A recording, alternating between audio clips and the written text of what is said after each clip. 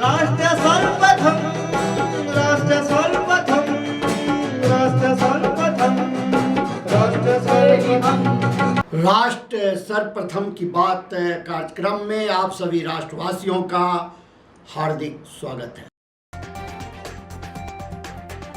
तृणमूल कांग्रेस के नेता और पूर्व राज्यसभा सांसद डॉक्टर शांतनु सेन ने गुरुवार को पार्टी के राष्ट्रीय प्रवक्ता पद से इस्तीफा दे दिया। टीएमसी को बड़ा झटका लगा है।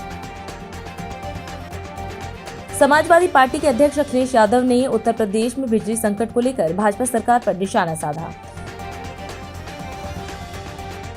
भारत टैक्सी 35 लाख से अधिक उपयोगकर्ताओं और 6 लाख ड्राइवर मालिकों के साथ विश्व की सबसे बड़ी मोबिलिटी कोऑपरेटिव बनकर उभरी है। दिल्ली विधानसभा में आयोजित एक विशेष कार्यक्रम में पीडब्ल्यूडी मंत्री प्रवेश साहिब सिंह ने ऐतिहासिक विधानसभा भवन के निर्माण का जिक्र करते हुए मौजूदा सरकारी निर्माण व्यवस्था की कलई खोली। भारतीय जनता पार्टी ने दिल्ली प्रदेश के नए अध्यक्ष की घोषणा की है। केंद्रीय राज्य मंत्री हर्ष मल्होत्रा को यह पद सौंपा गया है। संयुक्त राष्ट्र के विश्व मौसम विज्ञान संगठन ने जलवायु परिवर्तन की एक नई चेतावनी जारी की है कि भारत और दुनिया के लिए जलवायु परिवर्तन का सबसे बुरा दौर अभी आना बाकी है। मंत्री मनोहर लाल खट्टर ने भलसवा लैंडफिल साइट का दौरा किया। सितंबर तक पूरी तरह साफ करने के दिए सख्त निर्देश। राजस्थान के 5 सीमावर्ती जिलों में सुरक्षा को लेकर नया प्लान तैयार। किसी भी काम के लिए डीएम और एसपी की अनुमति जरूरी होगी। केरल पुलिस ने पूर्व मुख्यमंत्री पिनराई विजयन के आवास के बाहर ईडी की गाड़ियों पर हुए हमले के मामले में 8 लोगों को गिरफ्तार किया है। कर्नाटक के सीएम पद से सिद्धारमैया ने इस्तीफा दे दिया है। डीके शिव कुमार होंगे नए मुख्यमंत्री। केंद्रीय राज्य मंत्री हर्ष मल्होत्रा को दिल्ली भारतीय जनता पार्टी का नया प्रदेश अध्यक्ष नियुक्त किया गया है। उन्होंने वीरेंद्र सचदेवा का स्थान लेते हुए तत्काल प्रभाव से कार्यभार संभाल लिया है। यह नियुक्ति भाजपा के राष्ट्रीय अध्यक्ष द्वारा संगठनात्मक फेरबदल के तहत की गई है। इस मौके पर दिल्ली की मुख्यमंत्री रेखा गुप्ता ने प्रेस वार्ता को संबोधित करते हुए कहा कि वीरेंद्र सचदेवा के नेतृत्व में पार्टी ने नई ऊंचाइयों को छुआ और 27 साल बाद दिल्ली में भाजपा की सरकार बनी। उन्होंने वीरेंद्र सचदेवा का आभार व्यक्त करते हुए कहा कि उनके नेतृत्व में कार्यकर्ताओं में हमेशा उत्साह और ऊर्जा बनी रही। वहीं मुख्यमंत्री ने हर्ष मल्होत्रा को बधाई देते हुए कहा कि उनके नेतृत्व में संगठन और अधिक मजबूत होगा तथा सभी कार्यकर्ताओं को परिवार की तरह साथ लेकर आगे बढ़ाया जाएगा। वहीं वीरेंद्र सचदेवा ने कहा कि दिल्ली की जनता और कार्यकर्ताओं के सहयोग से आज भाजपा की सरकार राजधानी में सफलतापूर्वक कार्य कर रही है। साथ ही नवनियुक्त प्रदेश अध्यक्ष ने भी मीडिया को संबोधित किया और क्या कुछ कहा आप खुद सुने।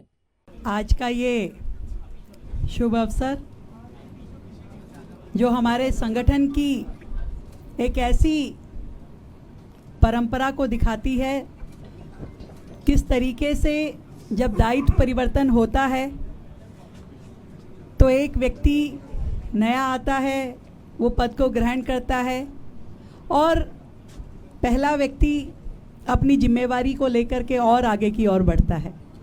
मेरा सौभाग्य है कि यहाँ मंच पे उपस्थित हमारे पूर्व प्रदेश अध्यक्ष डॉक्टर हर्षवर्धन जी, पूर्व प्रदेश अध्यक्ष विजय गोयल जी, आदरणीय मनोज तिवारी जी, भाई आदेश गुप्ता जी, आप सभी के साथ काम करने का मुझे मौका मिला और इसी तरीके से ये हम सबका सौभाग्य है कि वीरेंद्र सचदेवा जी ने जब से हमारे दिल्ली प्रदेश की कमान संभाली, उनके नेतृत्व में पार्टी ने नए नए आयाम छुए और वो समय आया जिस समय का हम सबको बेसब्री से इंतजार था।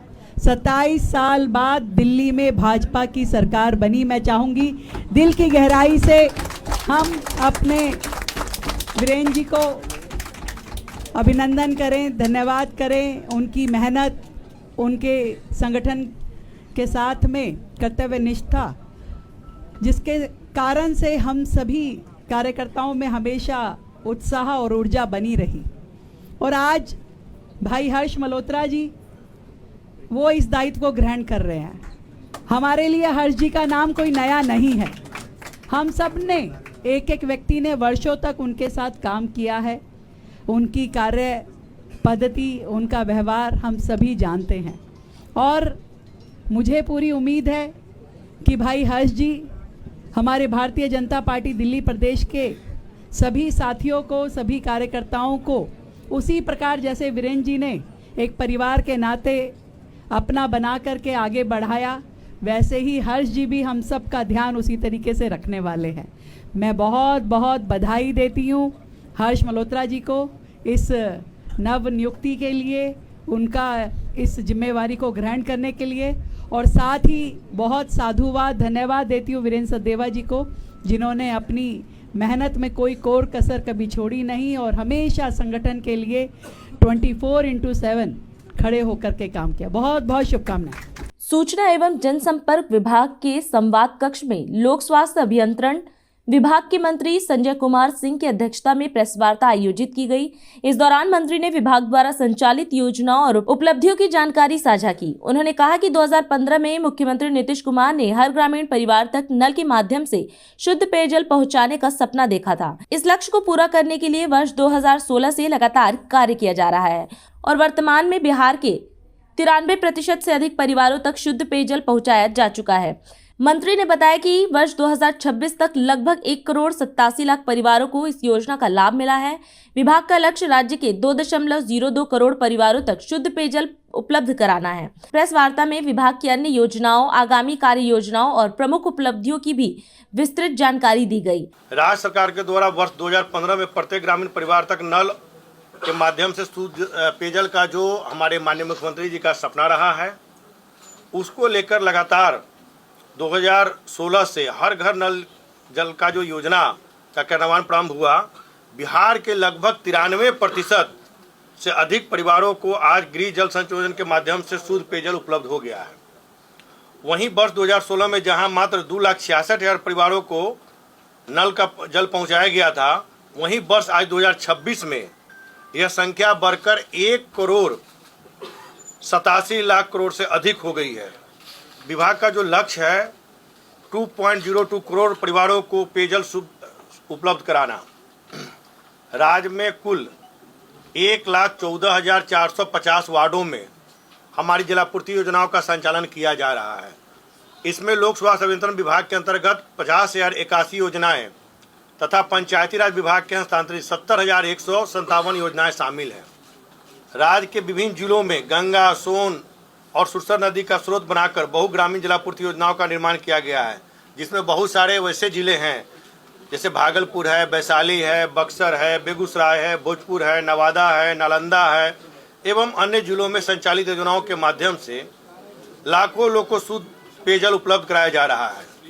हमारी 14 ऐसी योजनाएं पूर्ण होकर चालू हो चुकी हैं, जबकि जो निर्माणाधीन है। इसके अलावा 2 योजनाओं का सर्वेक्षण विभाग द्वारा किया जा चुका है। वहीं पर सुपौल, कैमूर, पूर्णिया, मुजफ्फरपुर एवं भागलपुर सहित कई जिलों के लिए बहुग्रामीण योजनाओं का प्रस्ताव भारत सरकार के जल जीवन मिशन के अंतर्गत भेजा गया है। जल गुणवत्ता की दिशा में विभाग द्वारा किए जा रहे जो कार्य हैं, उसमें राज्य में एक NABL मान्यता प्राप्त राज्य स्तरीय रेफरल प्रयोगशाला, हमारे 38 जो जिला स्तरीय प्रयोगशाला है तथा 75 अनुमंडल स्तरीय प्रयोगशाला कार्यरत है।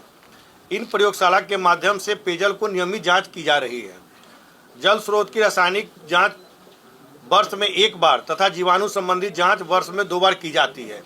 इसी में आर्सेनिक प्रभावित क्षेत्रों में प्रत्येक 2 माह पर, फ्लोराइड प्रभावित क्षेत्रों में प्रत्येक 2 माह पर तथा आयरन प्रभावित क्षेत्रों में प्रत्येक 4 माह पर विशेष परीक्षण किया जाता है, जो भी हमारे लैब हैं उनके द्वारा। विभाग द्वारा हर एक पंचायत स्तर पर multi parameter field test kit जो हमारा FTK एवं H2S वाइल उपलब्ध कराए गए हैं। इससे क्या है कि आप देख रहे होंगे कि जो अभी हम लोग का गांधी मैदान में जो हम लोग का शिविर लगा था, उस शिविर में गांव से ग्रामीण जितने भी आए थे, एक एक लोगों को हमारे विभाग के पदाधिकारियों के द्वारा वहां पर एक एक चीज़ों की जानकारी दी गई कि कैसे आप अपने घर पर भी बैठ के आप उस पानी की जांच कर सकते हैं कि क्या आपको शुद्ध जल मिल रहा है या नहीं मिल रहा है। हमारे विभाग का जो पानी का सप्लाई किया जा रहा है, उसमें आप लोगों को कहीं ऐसा तो नहीं कि आर्सेनिक या फ्लोराइड या कोई भी अगर आ रही है तो उसको देखने के लिए विभाग आपको अपना किट भी वहाँ पर उपलब्ध कराती है। और जहाँ भी हमारे स्टॉल लगते हैं, हमेशा हम लोग चाहते हैं कि आम ग्रामीण लोगों तक उनको जानकारी मिले, और यही कारण है कि हम लोग किट वहाँ पर मुहैया कराते हैं। अब जैसे जन गुणवत्ता परीक्षण के संबंधी में जो अभी आंकड़े भारत सरकार के WQMS पोर्टल पर ऑनलाइन दर्ज किए जाते हैं, इससे लगातार केंद्रीय निगरानी एवं रिपोर्टिंग की जो हम लोग का मानक है, उसके हिसाब से अनुसर्वन एवं रखरखाव के लिए विभाग का जो नीति है, उसमें ONM नियमित मरम्मति, मोटर पंप की खराबी, पाइपलाइन लीकेज, जल मीनार सफाई एवं जल गुणवत्ता जांच के लिए समय सीमा निर्धारित की गई है और शिकायत प्राप्त होने के त्वरित समाधान सुनिश्चित करने हेतु ग्राम पंचायत स्तर पर भी गठित किए गए हैं। और CGRC में पहले से हमारा already toll free number, website, WhatsApp और ईमेल के जरिए हम लोग नल जल की शिकायत मोबाइल एवं वेब पोर्टल से लेते थे। और सबसे बड़ी बात है, हमारे लिए खुशखबरी की बात यह है कि हमारे जो नए सचिव महोदय आए हैं, इन्होंने खुद का अपना मोबाइल नंबर आम लोगों के लिए इन्होंने जारी कर दिया है, जो कि आज तक ऐसा कोई काम नहीं करता है। लेकिन इनका है कि नहीं, अगर आम लोगों की शिकायत मेरे पास पहुंचती है तो मुझे मॉनिटरिंग करने में सुविधा होगी, इसलिए इन्होंने अपना व्हाट्सएप नंबर दे दिया है और उस व्हाट्सएप नंबर का इन्होंने बजाबते लोगों के बीच में प्रसारित भी कर दिया है।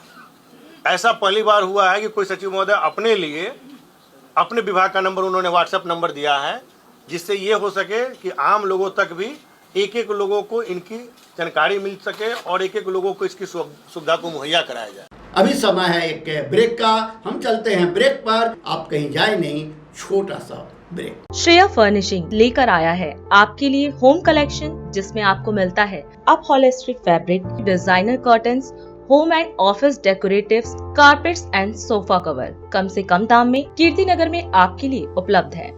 Kamal Buildtech Private Limited, fulfilling promises. With our professional team and experience of delivering projects, in past we guarantee you peace of mind and top quality work in an affordable price. और अधिक खबरों के लिए आप हमारे YouTube channel दैनिक India दर्पण को अभी सब्सक्राइब करें और नोटिफिकेशन के लिए बेल आइकन को प्रेस करना ना भूलें। राष्ट्र सर्वप्रथम की बात कार्यक्रम में ब्रेक के बाद एक बार फिर आप सभी राष्ट्रवासियों का स्वागत है। केंद्रीय कृषि मंत्री शिवराज सिंह चौहान ने नई दिल्ली के पूसा परिसर में खरीफ सम्मेलन 2026 को लेकर प्रेस वार्ता को संबोधित किया। उन्होंने कहा कि किसानों की मेहनत, वैज्ञानिकों के अनुसंधान और केंद्र सरकार की नीतियों के चलते भारत ने खाद्यान्न उत्पादन के सभी पुराने रिकॉर्ड तोड़ दिए हैं। केंद्रीय मंत्री ने बताया कि वर्ष 2025-26 में देश का खाद्यान्न उत्पादन 3,765 लाख टन से अधिक पहुंच गया है। वहीं चावल उत्पादन 1,540 लाख टन के साथ भारत दुनिया में नंबर 1 बन गया है। उन्होंने कहा कि 28 और 29 मई को आयोजित राष्ट्रीय खरीफ सम्मेलन में खरीफ सीजन की तैयारियों पर मंथन किया जाएगा। आप जानते हैं कि कृषि राज्य का विषय है और परिणाम राज्यों से ही आते हैं। केंद्र सरकार सहयोग करती है। माननीय प्रधानमंत्री श्रीमान नरेंद्र मोदी जी के नेतृत्व में हमारी कोशिश है कि देश की खाद्य सुरक्षा सुनिश्चित करें, किसानों की आजीविका बेहतर बनाएं और पोषण युक्त आहार भारत की जनता को उपलब्ध हो।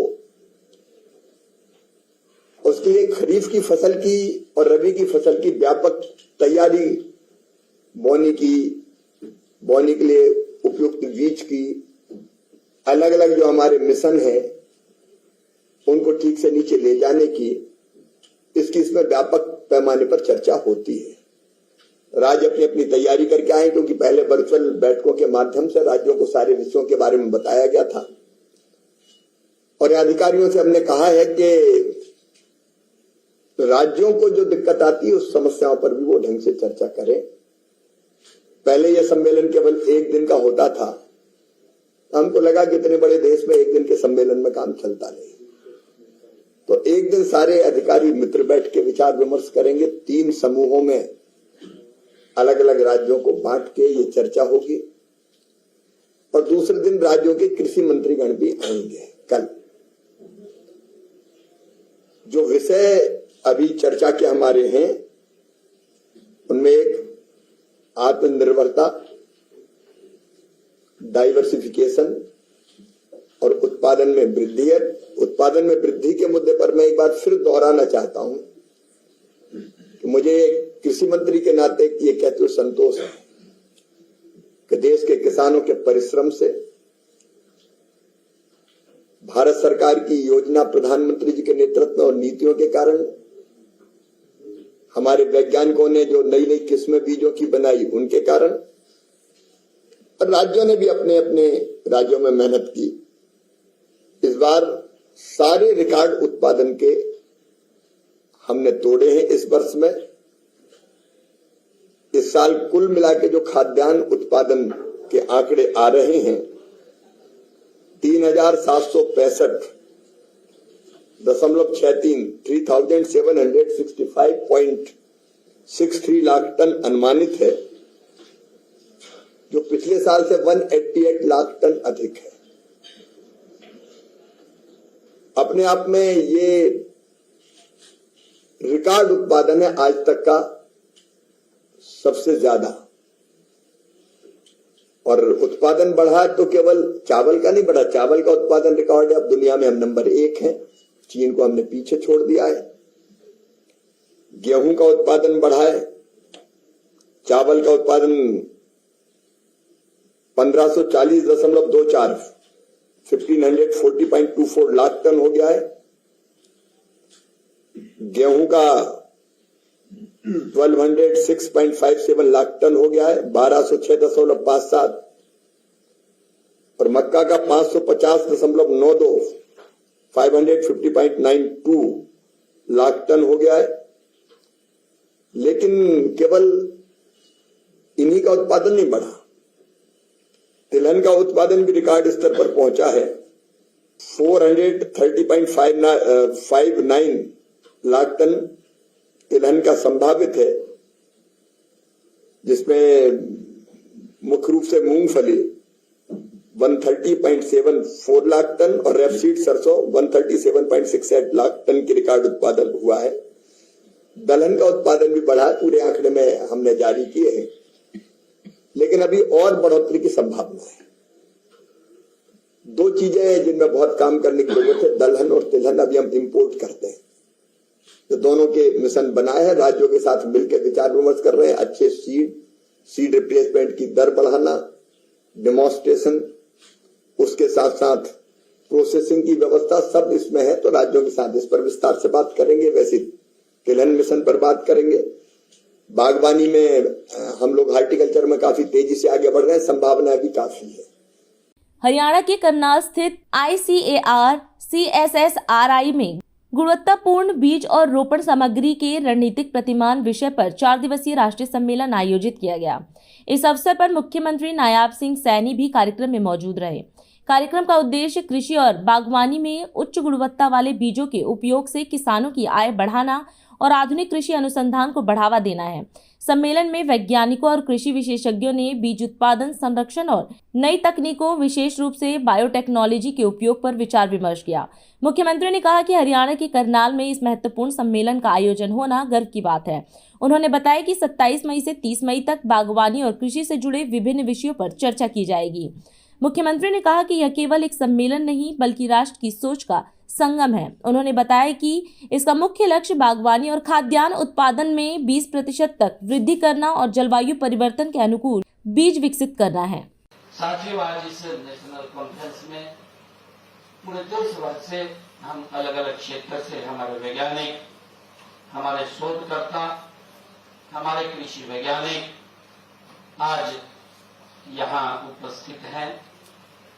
साथियों, मेरे लिए बड़े गर्व की बात है कि इस दानवीर करण की नगरी करनाल में CSSRI के इस परिसर में आप सब के बीच आकर के मुझे बड़ा एक गौरव का महसूस हो रहा है। साथियों, आप यहाँ आज से 30 तारीख तक लगातार अलग अलग विषयों पर जो हमारे हॉर्टिकल्चर के किसान हैं उनके जीवन की एक नई गाथा लिखने के लिए आप यह मंथन विचार करेंगे। साथियों, यह केवल एक सम्मेलन नहीं है बल्कि राष्ट्र की सोच का ये एक संगम होता है। साथियों, मुझे खुशी है यह सम्मेलन भारत की कृषि और हॉर्टिकल्चर के भविष्य बागवानी के भविष्य की नई इबारत लिखने का ये हम सबको अवसर है। साथियों, मैं इस आयोजन के लिए विशेष तौर से महाराणा प्रताप हॉर्टिकल्चर यूनिवर्सिटी परिवार को और इनके वैज्ञानिकों को, शोधकर्ताओं को और सभी सहयोगी संस्थाओं को मैं बहुत बहुत बधाई और शुभकामनाएं देता हूं। साथियों, आप सबको मिलकर के यह मंच आज तैयार किया है, यह अपने आप में एक बड़ी उपलब्धि है।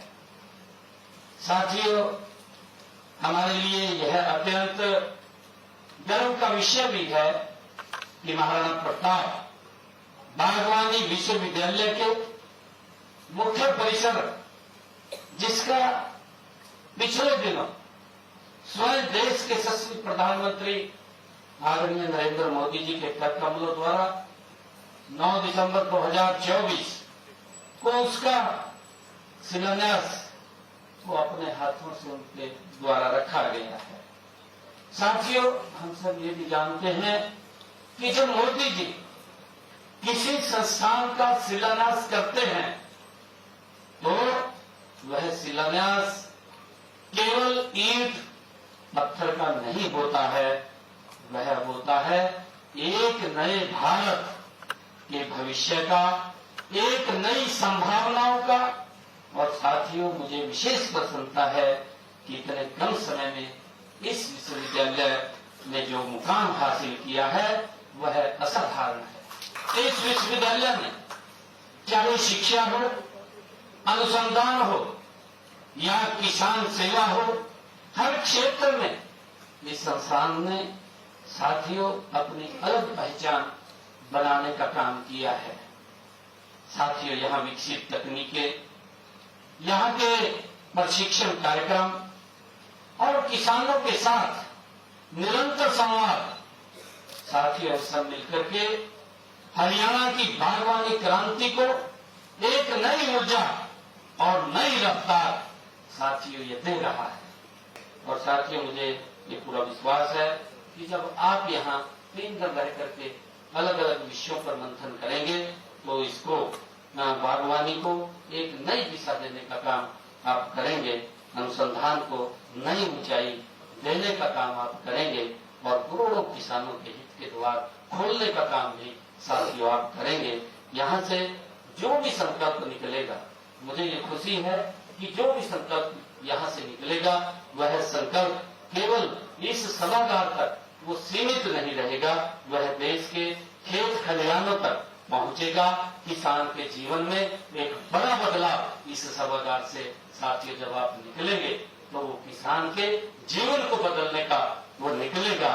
साथियों, मैं पुनः महाराणा प्रताप बागवानी विश्वविद्यालय के समस्त परिवार को, यहाँ के समर्पित साथियों वैज्ञानिकों को और अथक शोधकर्ताओं को और देश के कोने कोने से पधारे हमारे सभी प्रतिभागियों का मैं हरियाणा की इस पवित्र भूमि, जहाँ भगवान श्री कृष्ण ने इस पवित्र भूमि पर स्वयं गीता का ज्ञान का संदेश दिया है, इस पवित्र भूमि पर आप सबका हृदय की गहराइयों से मैं आप सबको बधाई भी देता हूँ। मुख्यमंत्री पुष्कर सिंह धामी ने मुख्यमंत्री कैंप कार्यालय में council on energy, environment and water द्वारा तैयार सौर जागरूकता स्मारिका पुस्तक का विमोचन किया।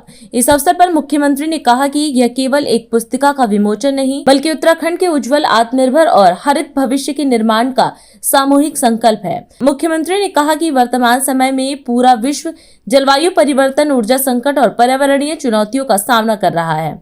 ऐसे में सौर ऊर्जा केवल एक विकल्प नहीं बल्कि आने वाली पीढ़ियों के सुरक्षित भविष्य की आवश्यकता बन चुका है।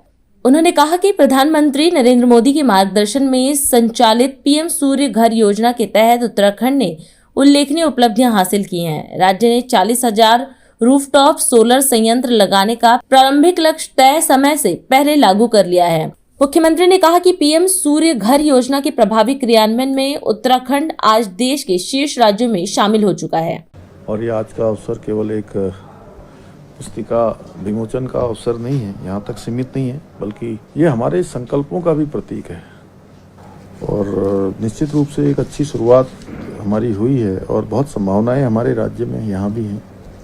वैसे तो पूरे देश में ही माननीय प्रधानमंत्री जी के नेतृत्व में एक इस क्षेत्र में बहुत हरित क्रांति हुई है, हरित एनर्जी के क्षेत्र में।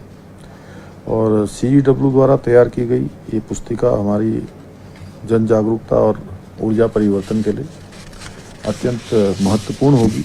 और आज जिस प्रकार की चुनौतियां हमारे सामने समय समय पर आ रही है और पूरा विश्व आज जो जलवायु परिवर्तन है उसका और बहुत सारा जो ग्लोबल वार्मिंग है उसके कारण से ऊर्जा संकट भी हो रहा है और एनवायरमेंटल जो चैलेंजेस हैं उनका भी हमको सामना करना पड़ रहा है। यहाँ भी देखते हैं अभी हम लोगों ने चर्चा भी करी है किस प्रकार से हीट वेव चल रही है। ऐसे समय में सौर ऊर्जा केवल एक विकल्प नहीं है, बल्कि आने वाली जनरेशन के लिए उनके फ्यूचर के लिए एक बहुत ही आवश्यकता भी बन चुकी है। और इसीलिए माननीय प्रधानमंत्री जी के नेतृत्व में PM सूर्य घर योजना के अंतर्गत उत्तराखंड में अनेक उपलब्धियां अर्जित की हैं, जो आज पूरे देश के लिए भी एक तरह से कहीं न कहीं उदाहरण है। ये हमारे लिए गर्व का विषय है कि राज्य में 40,000 रूफटॉप सोलर संयंत्रों का अपना प्रारंभिक लक्ष्य निर्धारित समय से ही पहले ही पूरा कर लिया गया है। और अभी हम लोग CM सौर स्वरोजगार योजना को भी दोबारा से उसको करने वाले हैं, उस पर भी हमारा काम चल रहा है। साथ ही जो हमारे निर्धारित संयंत्रों के जो लक्ष्य हैं उसमें से लगभग जो काम चल रहा है उसमें 95% काम यहाँ पर पूरा किया गया है। ये हम लोगों के लिए बड़ा गर्व का विषय है कि PM सूर्य घर योजना के प्रभावी क्रियान्वयन में उत्तराखंड राज्य देश के 9वें स्थान पर पहुंच गया है पूरे देश के अंदर। और यदि मैं आंकड़ों की बात करूं तो 2024 से लेकर अब तक यानी मात्र 2 वर्षों में हमारे राज्य ने यहाँ सौर ऊर्जा क्षमता में लगभग 10 गुना की वृद्धि दर्ज की है। इतना ही नहीं, आज राज्य में 20-30 मेगावाट से बढ़कर लगभग 290 मेगावाट क्षमता के रेजिडेंशियल रूफटॉप सोलर संयंत्र स्थापित करने में भी सफलता प्राप्त हुई है। और ये उपलब्धि केवल आंकड़ों की सफलता नहीं है कि कोई आंकड़े आ गए हैं, बल्कि ऊर्जा के क्षेत्र में आत्मनिर्भर उत्तराखंड और भविष्य की दृष्टि से एक महत्वपूर्ण कदम है। मैं UPCL उरेडा क्षेत्रीय अधिकारियों द्वारा इस अभियान से जुड़े हुए सभी विभागों में जिन जिन विभागों ने भी इसमें समन्वय का काम किया है उन सभी संस्थाओं का भी मैं उनके समन्वित प्रयासों की सराहना करता हूं, क्योंकि जब किसी भी क्षेत्र में हम सफल होते हैं, आगे बढ़ते हैं, तो ज़रूर किसी न किसी विभाग का नाम आ जाता है, किसी व्यक्ति का नाम आ जाता है, लेकिन उसके पीछे बहुत लोगों का समन्वित जो प्रयास होता है और एक टीम भावना होती है। और मैं कहूँगा कि ये टीम उत्तराखंड की सामूहिक प्रतिबद्धता और उनके समर्पण का परिणाम है। सौर कौथिक व्यापक जन जागरूकता अभियान, नुक्कड़ नाटक तथा अधिकारियों के विशेष प्रशिक्षण कार्यक्रमों ने प्रदेश में सौर ऊर्जा के प्रति एक अभूतपूर्व जन जागरण का जो वातावरण तैयार किया है। और इन्हीं सभी प्रयासों का आज परिणाम भी हमारे सामने आ रहा है और अनेक उपलब्धियां भी हमको दिखाई दे रही हैं। मैं CEW की पूरी टीम को उनके सहयोग एवं उल्लेखनीय योगदान के लिए हृदय से धन्यवाद देता हूं। तो मुझे लगता है कि इस क्षेत्र में भी हमको एक मॉडल बनाना है जो अन्य राज्यों के लिए भी हो। और ये पुस्तिका हमारी जो है जन जन में ऊर्जा संरक्षण के प्रति और जन जागरूकता सहभागिता को और मजबूत करने का काम करेगी, व्यापक प्रचार प्रसार करेगी, लोगों को जागृत करेगी। एक बार मैं इस सराहनीय प्रयास के लिए आप सभी को हार्दिक बधाई देता हूं, शुभकामनाएं देता हूं और अपनी बात समाप्त करता हूं। और अधिक खबरों के लिए आप हमारे YouTube चैनल दैनिक इंडिया दर्पण को अभी सब्सक्राइब करें और नोटिफिकेशन के लिए बेल आइकन को प्रेस करना ना भूलें।